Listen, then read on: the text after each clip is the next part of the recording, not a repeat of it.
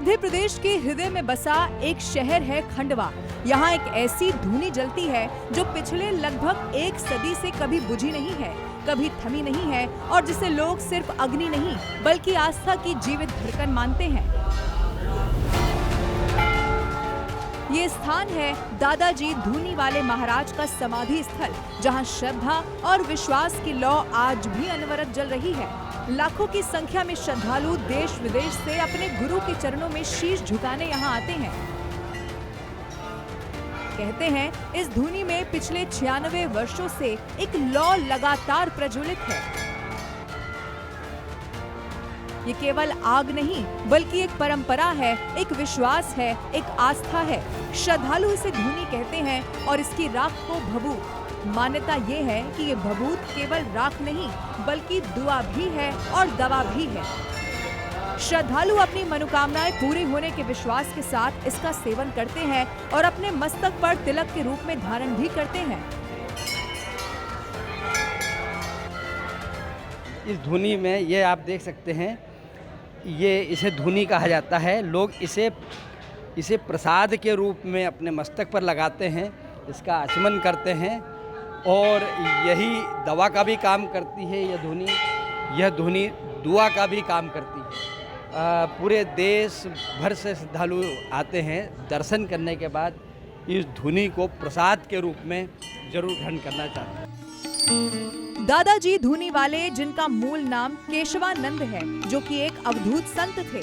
वे नर्मदा परिक्रमा करते हुए जीवन बिताते थे और ध्यान में लीन रहा करते थे। उनके साथ हमेशा एक जलता हुआ अलाव रहता था, जिसे वो धूनी कहते थे। यही धूनी उनके साधना मार्ग का केंद्र थी।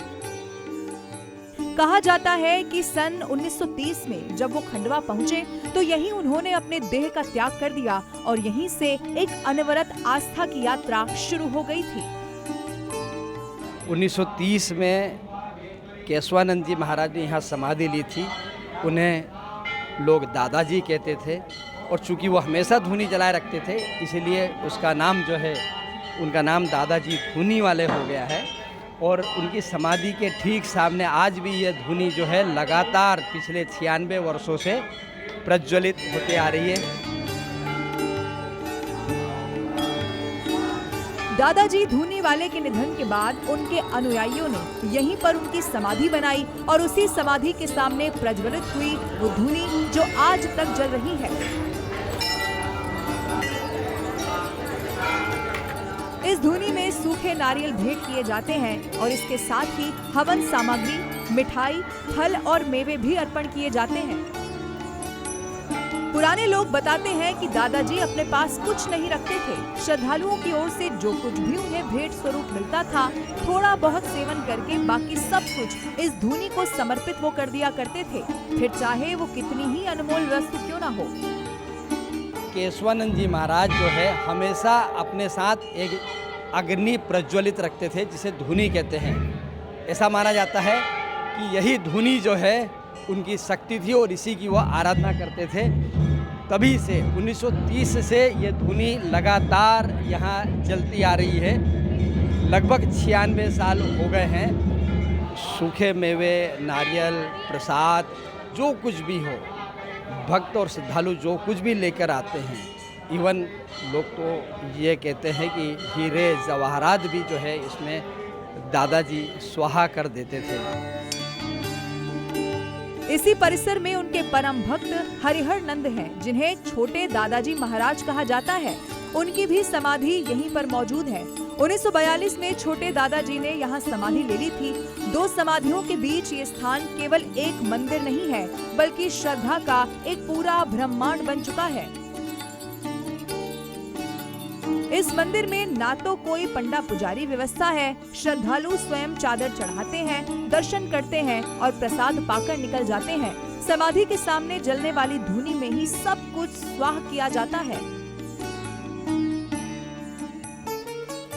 इस मंदिर के दरवाजे कभी बंद नहीं होते, यानी पूरे देश में खंडवा का ये एकमात्र मंदिर ऐसा स्थान है जो 24 घंटे खुला रहता है।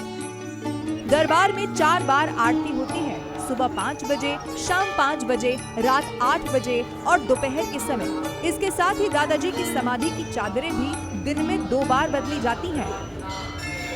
मंदिर में एक और अनोखी परंपरा ये है कि यहाँ चूल्हे की आग कभी बुझने नहीं दी जाती। इसी चूल्हे पर भक्तों के लिए शाम का भोग भी तैयार होता है। हर साल गुरु पूर्णिमा के अवसर पर यहाँ एक विशाल मेला लगता है। देश भर से लाखों श्रद्धालु यहाँ पहुँचते हैं। कुछ पैदल तो कुछ भजन गाते हुए तो कुछ भजलो दादाजी का नाम का जय घोष करते हुए पहुँचते हैं।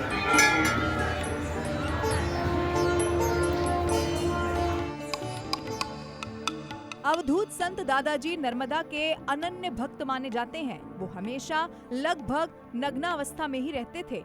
धूनी के सामने ध्यान करना और सब कुछ धूनी में अर्पण करना उनकी नित्य क्रिया का हिस्सा था।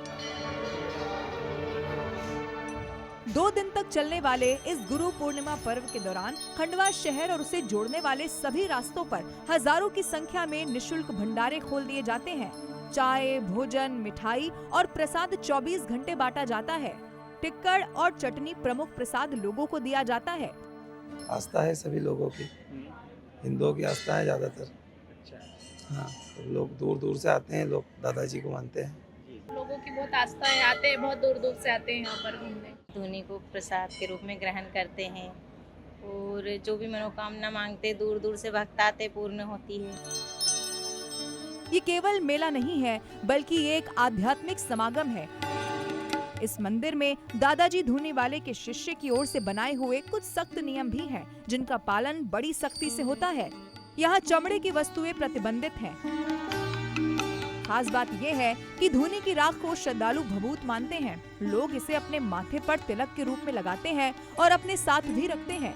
श्रद्धालुओं की मान्यता है कि ये भभूत केवल एक प्रतीक नहीं है बल्कि एक आध्यात्मिक शक्ति का माध्यम है। यहाँ विज्ञान से ज्यादा मजबूत है विश्वास। इस धूनी को लेकर कई प्रश्न उठते हैं। ये कैसे लगातार जलती रहती है? क्या ये केवल परंपरा है या फिर कुछ और? लेकिन यहाँ आने वाले भक्त कहते हैं कि ये सवाल नहीं है, अनुभव का विषय है। यहाँ हर व्यक्ति अपने भीतर कुछ पाता है, शांति, विश्वास या एक अदृश्य शक्ति। खंडवा की यह धूनी केवल अग्नि नहीं है, ये आस्था की वो लौ है जो कि पीढ़ियों से जल रही है। धूनी वाले दादाजी धूनी के नाम से प्रसिद्ध है। जहाँ जहाँ दादाजी महाराज जहाँ साईं खेड़ा से लेकर जहाँ भी रहे तो धूनी उनके साथ में अग्नि हमेशा प्रज्वलित रही। धूनी जो है साक्षात जगदम्बा का स्वरूप है।